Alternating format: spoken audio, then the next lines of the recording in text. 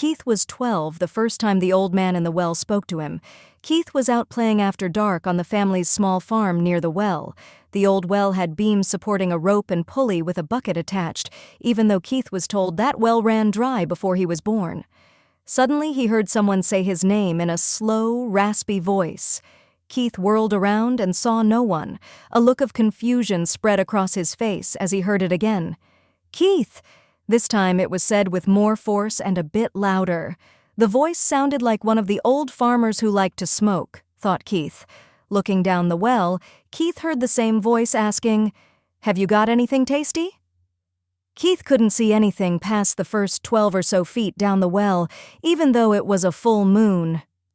"Who are you? How'd you get down there?" Keith asked. "If you give me something tasty, I'll reward you," replied the voice.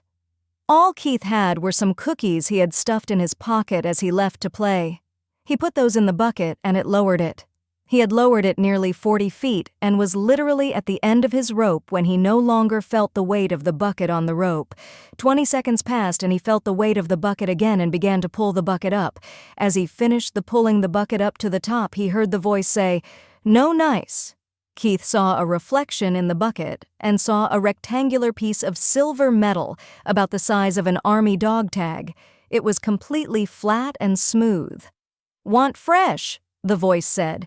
Even though Keith tried to talk to the old man again, there was no response.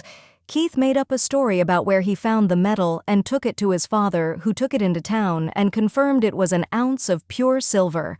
After that, Keith kept it a secret. It took a while to discover that the old man was only there the night of full moons.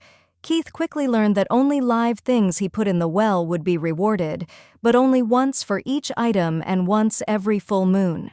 So one of each kind of animal was lowered down the well and rewarded.